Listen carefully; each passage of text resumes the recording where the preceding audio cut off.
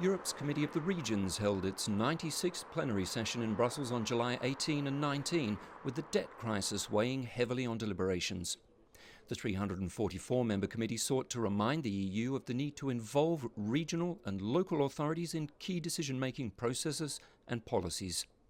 There's been a great deal of financial speculation on summits to end the crisis, and in that context, the Committee of the Regions has brought to Brussels the voices of locally elected representatives, being a call to good sense and reminding leaders of the requirements of the real economy. This session saw the changing of the guard, with COR President Mercedes Bresso handing over the reins of this institution. As of August 11, Ramon Luis Vacacel Siso is in charge for the next 2.5 years. The future president laid out the COR priorities for his term, with the focus on the Europe 2020 initiative as a way to ensure that regional and local authorities get the help they need to promote economic growth and create jobs, the keys to digging the EU out of the debt crisis. Because our objective, more than any other, is and has to remain growth and employment. And that's a powerful reason why the Committee of the Regions should be feeding into the Europe 2020 strategy and making sure its flagship initiatives are implemented.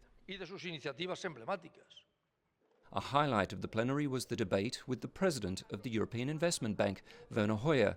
The two institutions affirmed their intentions to work together to foster growth and regional development. We find ourselves at a crossroads of the European construction. We must act with resolve and determination to preserve the EU's position in the world, to help it punch its real weight on the global stage. Mr. Valcárcel underlined that the Committee of the Regions and the EIB should work even more closely together to improve territorial, social and economic cohesion in Europe.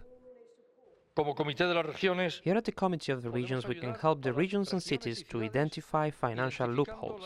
We can also contribute with good practice in the field of intelligent public investment. We can show political leadership in the use of innovative financial instruments, such as loans from the European Investment Bank and successful public-private partnerships. Also taking part in the plenary was Andreas Mavroyannis, Deputy Minister for European Affairs representing the EU's Cyprus Presidency. Mavroyannis emphasised the importance of the COR in keeping Brussels close to the people of Europe, and to demonstrate this commitment, the Presidency invited the COR for the first time to take part in an informal Employment and Social Policy Council. Working with the Committee of the Regions Assembly, we can strengthen legitimacy and also bridge the democracy gap we all realize that still exists between the citizens and the European Union. Another highlight was EU Home Affairs Commissioner Cecilia Malmstrom, who emphasised the role that the Committee of the Regions plays in matters of immigration and asylum. Her intervention came ahead of a series of opinions voted through by the COR on migration and mobility, solidarity and asylum, and financial instruments used in home affairs, justice and citizenship. Local and regional authorities can be under immense pressure in exceptional circumstances and suddenly be responsible of very large numbers of people arriving with very short notice. On day 2, the focus was on EU environment policy and its relationship to cities and towns and local and regional authorities. It was a heavy day of voting that also included COR opinions on energy, infrastructure and cooperation between Europe's territories.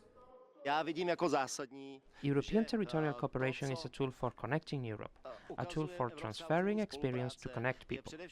Basically, territorial cooperation creates a single European space, and that's why I am of the opinion that it should not only be aimed at fulfilling the objectives of Europe 2020. Held in the shadow of the debt crisis, the 96th plenary session was a chance to take stock of how active the COR has been in recent years, as well as a further reminder that local and regional authorities are best placed to encourage the economic growth that Europe so desperately needs.